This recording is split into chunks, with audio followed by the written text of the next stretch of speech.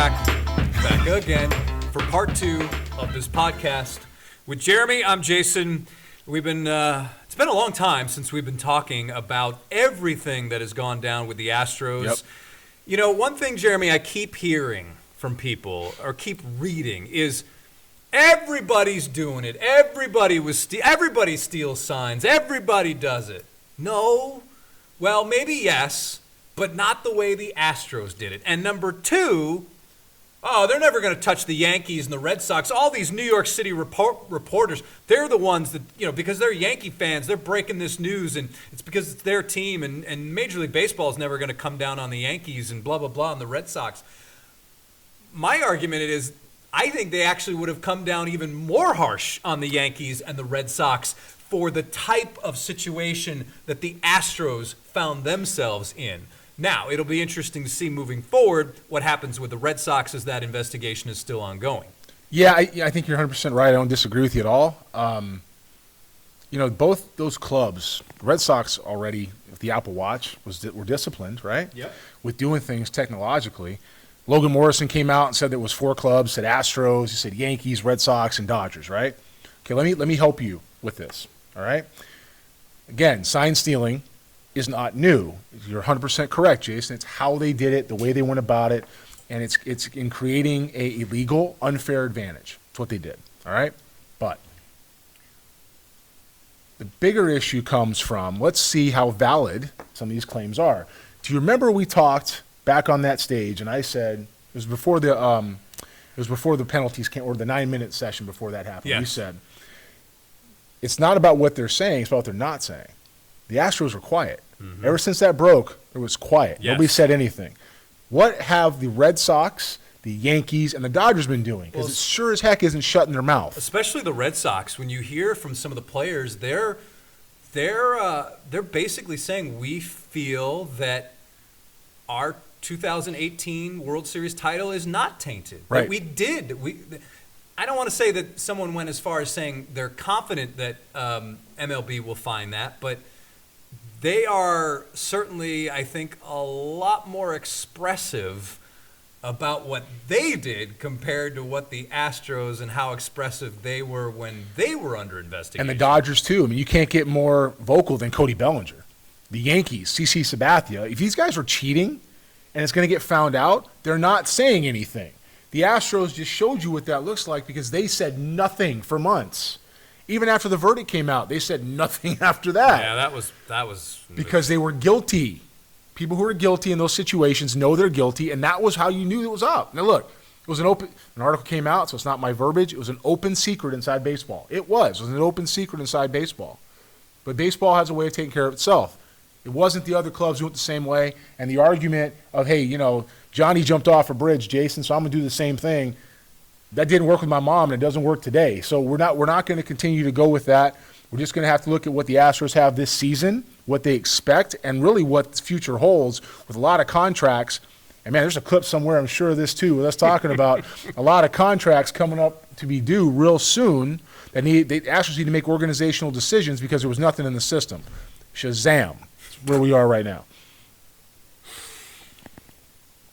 It's interesting to hear, though. Been in hibernation, Jason. I'm ready to go. You have. What about this idea that the players wouldn't do it if it wasn't for the front office encouraging them? Players are always looking for an advantage, but players on the field find ways to get that, and if they steal them, they steal them. But the way, again, it has a way of policing itself. I think the front office led it. I think they came up with it, and I think they turned their back away from it. After, they assisted obviously a little bit, but they turned their back away from what was going on and never passed on the commissioner's directive that they couldn't use technology to do it. That's the piece of evidence that certainly sealed the fate of Jeff Luhnow. Mm-hmm. And I think, from what I understand, helped Jim Crane, because it appears Jim Crane forwarded that memo to the appropriate people. And said, make sure we're in compliance. And they weren't. And Jeff said, yeah, cool. Yeah, we are. Yeah, sure. Just like the PR they put out after Brandon Taubman's incident, right? Just like the way they handled pretty much anything that came back to them. It was like, yeah, it's not us. We're good. Yeah, we're not good. We're good. No, you're not good. You're not good. And like I said, we talked about earlier, it's a 1-year suspension. I use the term banished. Banished isn't the legal term. The legal term is suspended for a year. he's banished in baseball, and rightfully so. Okay, I think we've hit all those topics. Dusty Baker seems to be the right guy at the right time. It's funny, whenever you ask him about a certain player, he says, I don't know, I only, from what I've seen on television. Yeah, I just got here. Which is, believe me, it is a perfectly acceptable response. However, will that unfamiliarity, do you think that may hurt them early on when it comes to management within the game, lineup decisions, that kind of thing? Or will he lean heavily on Joe Espada and those others, Brent Strom, so much that it won't matter? Well, I want to go back to Dusty a little bit and him getting here because there's some differentials between him and James Click and their contracts and their personalities and how they're doing things. Okay, before you do that, yeah, how is this going to work out? That Dusty Baker is here to win now, whereas James Click, you got to believe any general manager's job is to win, but also plan for the future.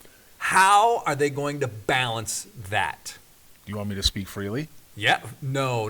Okay, I can tone it back. Okay. All right. Tell him. Dusty is not, and I'm not speaking for him, from the outside looking in, with the team's expiring contracts, okay? And obviously Altuve and Bregman don't apply here. But Springer's up. I want to say Verlander's up. Is Greinke up? Pretty soon. Greinke's up.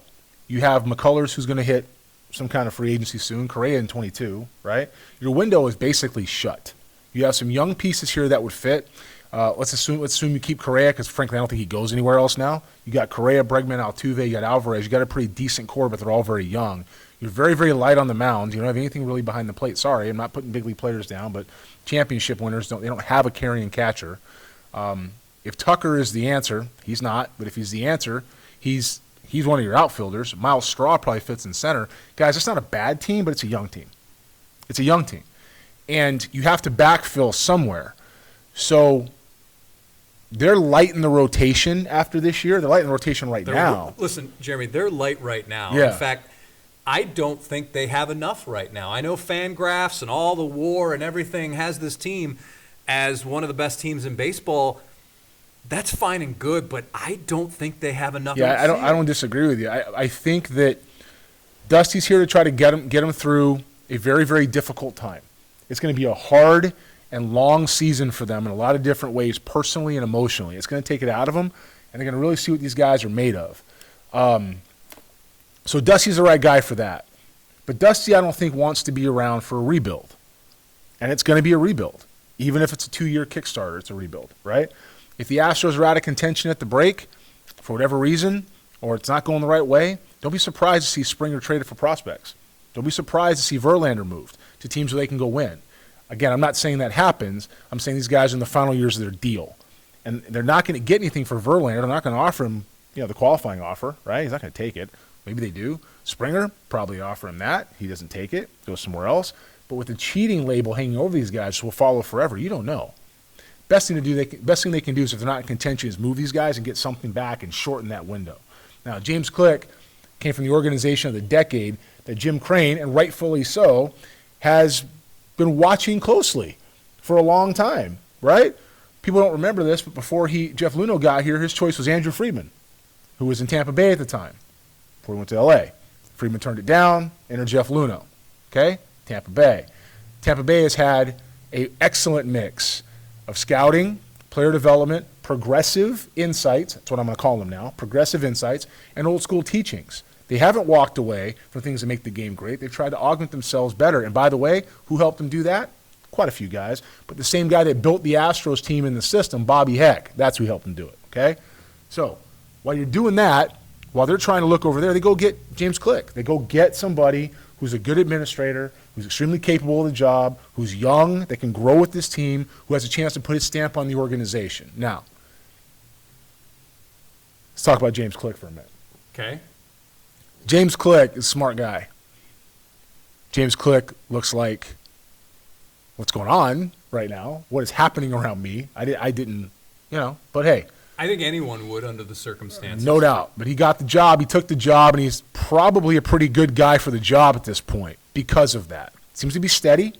Seems to be willing to let it kind of play out around him, learn his people, learn his organization. And regardless of how I feel personally or anybody else feels about personally with the way these guys have behaved, Kevin Goldstein and the guy's name's Koch Weiser, right? Visor. Whatever. Codebreaker, okay? However, he worked in Seattle too, didn't he? He did. Yeah, man, we crossed paths there. That's great. Or was it Milwaukee? It was both. Forget. Was it? Yeah, great. My point is as long as these guys are here, regardless of what you feel about what they did, James Click has to learn these guys, and Jim Crane needs some kind of stability. So I'm sure there's some people in the front office that are untouchable for the time being because you can't dismantle everybody, but I'm also quite certain James Click understands what's ahead of him scouting-wise, what's ahead of him developmental-wise, what's ahead of him front office-wise, how he wants to shape it. And I've been told that they've been mandated to go out and hire people for scouts. I've been told that. They need to go hire scouting. They have the lowest scouting staff in the league, and a lot of it had to do with Jeff Luhnow getting bonuses for keeping their expenses down. The 30th in expenditures in the league. Of course you're not going to hire scouts because those guys are expensive when that stuff adds up. We do it with the Future Star Series, man. I never knew what those budgets were, so I started running around the country on our dime. Then it's like, hey, this is it's expensive. But if you don't backfill your system, you spend more money at the big league level to keep them here. And the Astros are at a crossroads that far too many teams have gone through. James Click is here for the long haul to put people in place to execute so he can make his decision at the highest level, and that's what a GM does. If I was James Click and you need one starter come July 31st, I'd empty that system and get what you can because I don't know after this. We always say that this is their last best shot, and I think that this is their last best shot. Last year was their last best shot. They didn't win. Now is their last best shot. And thank goodness for those Astros international scouts. Yeah, because absolutely. Without those guys, what does this system have? Well, I'll give credit there. Eve Rosenbaum did a good job. She did a good job. It was Rosenbaum. Eve, who went to Baltimore. I want to say it was Rosenbaum. She did a good job. A lot of these guys were Oz's guys. Yeah, but Oz did a great job too. I mean, these guys did a good job. But you're talking about Abreu, who apparently is – Astros are really impressed with him thus far. Sure. Now, can he withstand a large workload? Probably not right now.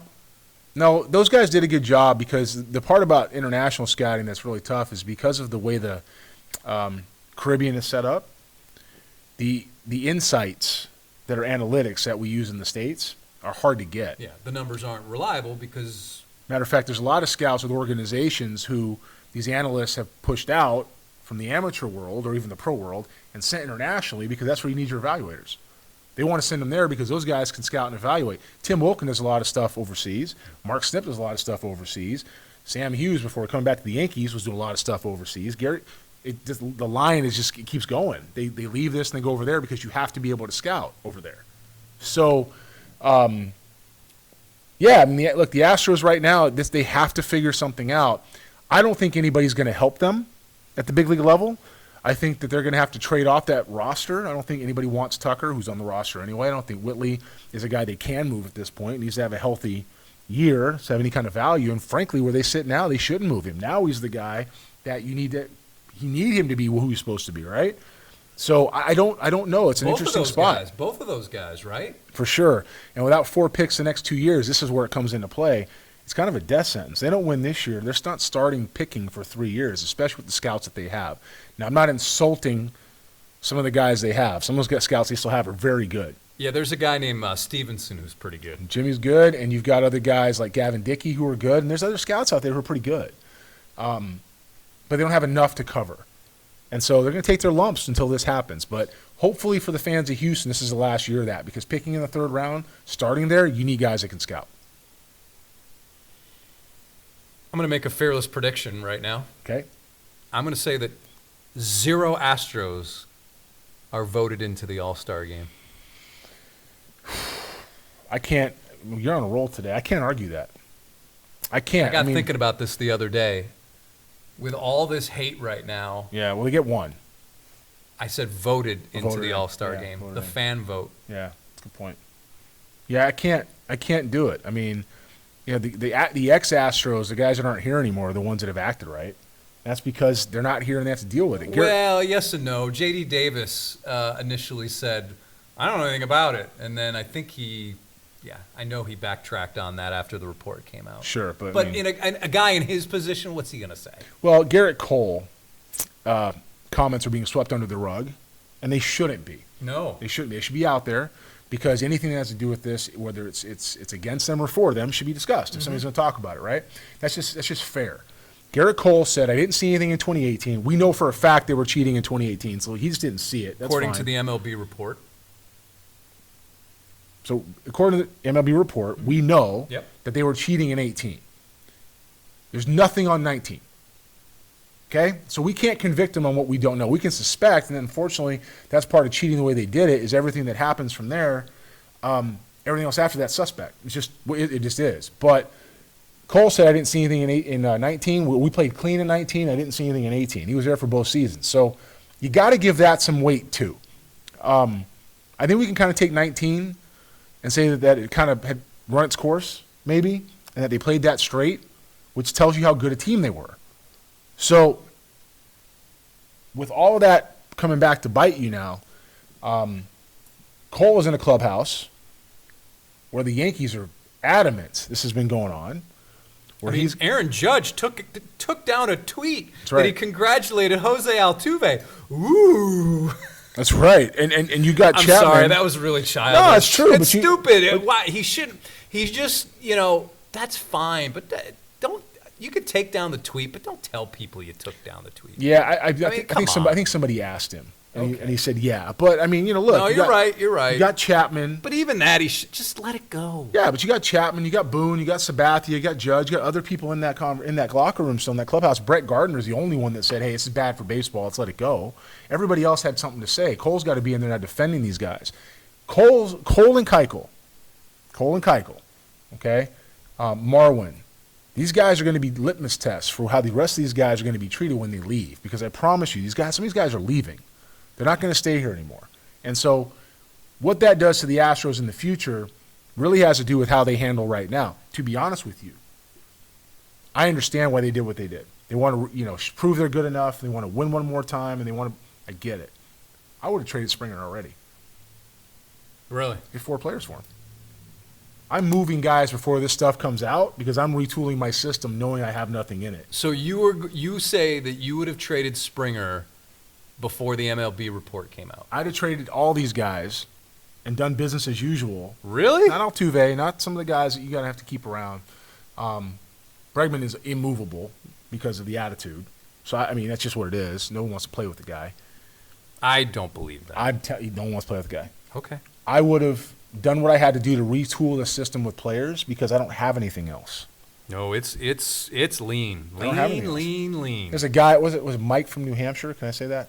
What was his name? Guess. I forget the guy's name. The guy's All name right. on Twitter is just whatever. He wanted to argue with me about the Astros system, and they have this was ranked and that was ranked, and lo and behold, they're 27th out of 30th. Let me help you. They're 32nd out of 30. They're terrible. Okay? Some of these guys are going to play in the big leagues. They don't have any high ceiling impact prospects. How's that? And you argued that they didn't, for the most part, last year either, even before the trade. We sat here in the draft where they took Seth, don't buy me a beer. Mm-hmm. Okay? And you and I were sitting here, and I was just looking at the ceiling. I watched the clip the other day. I was looking at the ceiling, and I was just shaking my head. I was laughing the whole time because they passed on Noah Naylor for Seth Beer. I had somebody tell me the other day that Seth Beer wouldn't make their top 300 prospects. Not a joke. Not a joke. So, guys, there's nothing there. It's a long road back. So, the worst thing we keep going back. It's so hard to get away from it. We want to talk about the Astros this year. They don't have enough. I'm with you. We want to talk about what's coming in the future. I don't know because there's nothing in the system, so it's hard to talk about it.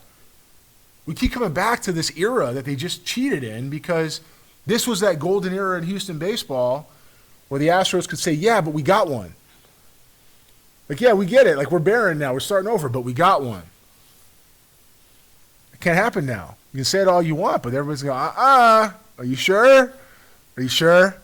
You're not really that sure, are you? Are these guys equipped to handle everything that's going to come at them on the road? Man, we're going to find out. We're going to find out. I don't Because know. I don't either. I know I want to make some road trips. I want to see this in action. You know where I might go? I might go back to Southern California when I they play think the I Angels. might be going to the first one. Let's go. Okay? Let's go to Southern California for that. Is that the opening series at LA? It's the second series. It's their first road trip. It's April 3rd. It starts. Actually, they go to Oakland before that, and then they go to. They open here. Yes, they open here. And then so in Anaheim. Yeah, that's where about 800 to 1,000 Dodgers fans. I'm going. I'm telling you right now, I'm going. I want to watch it with my own eyes. We're gonna go. We'll do our usual post game. Have a great time talking about what they do. So let me ask you this: are the Angels or the A's in a position right now to overtake the Astros? The Astros, talent-wise, are still the best team in the West, but it's not about getting to October. If these guys can handle it mentally, what about the A's though? they're still the best team in the West. That offense is pretty good. It is. If they, I just worry about the pitching. I don't think. Listen, Lance McCullers coming off surgery. He's not going to throw more than 120 innings, right? I 100% agree.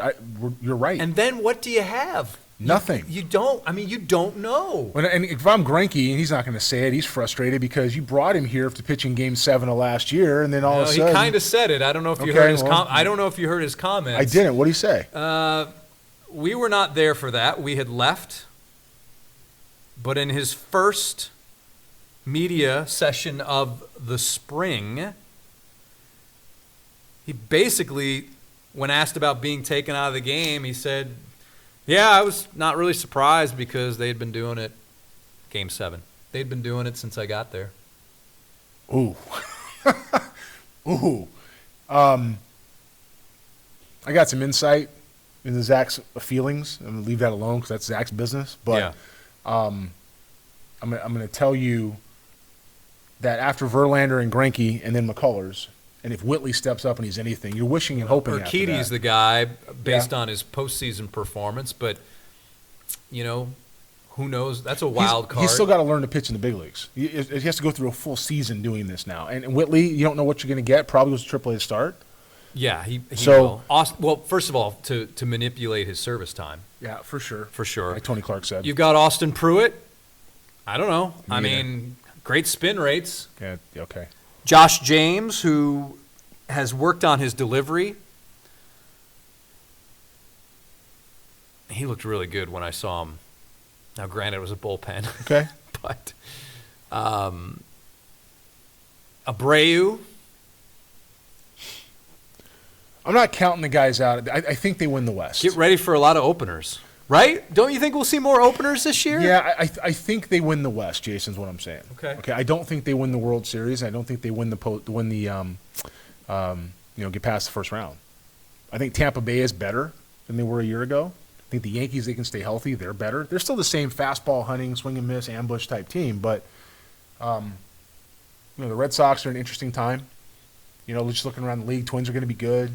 Mariners not. A's are going to be good. Angels going to be okay. They missed a little bit on some things. They're not going to be bad. But I think the Astros, talent-wise, are still the class of the West. But I think that's up for grabs after this year it's over. So, again, these guys can mentally handle it. It's another time for postseason baseball. And then Houston can stand on that and say, you know what? We had a good team. It's too bad that what happened, but we really had a good team, because that they can say. I have the Greinke quote. What's the Greinke This quote? is from MLB.com. Greinke, on being pulled in favor of Will Harris. Yeah. Quote, I was pitching really good. Let two guys get on base. It's just kind of how I was being used ever since I got to the team. I just pitched my 5-6 innings and let the bullpen do the rest. It's kind of how I was being used. It was kind of expected. Wow. Ooh. Well, I don't know what the tone was. Well, we know Zach's tone. it's flat. It's flat. Man, you don't want people feeling that way. So he's gone. Okay, so he's gone. Verlander's gone. Springer's gone. Yeah, I mean, look, it's not a bleak. It's going to be a good year. It's not going to be a great year. It's Yeah. going to be a good year. And I hope Houston enjoys it and takes pride in how good this team was. Well, let's start giving credit to people who helped build the team, right? And not the guy who put his – man, there's no way to say it. Not the guy that put his status ahead of what the team means to the city.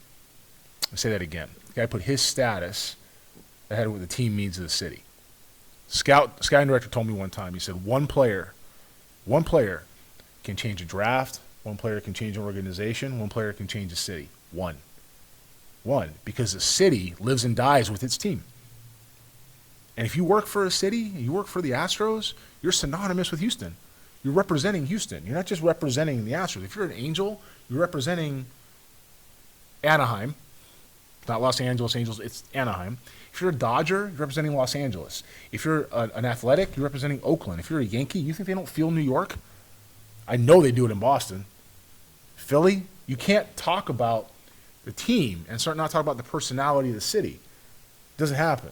And so you have a duty to the people that are in that city to represent the logo because you're representing the city. And this guy didn't do that. And now you have to deal with it a little bit. So enjoy the year because it's going to be a good year. Let's hope it's a better year, a clean year. Let's hope it's one that removes all doubt from this team because I do think these players deserve an opportunity to do that. And on that note, it's another episode of Extra Bases with Bristol and Booth. Till next time, leave us a comment, give us a review, let us know how we're doing, and what you'd like to hear about. For Jeremy, I'm Jason. Thanks for listening.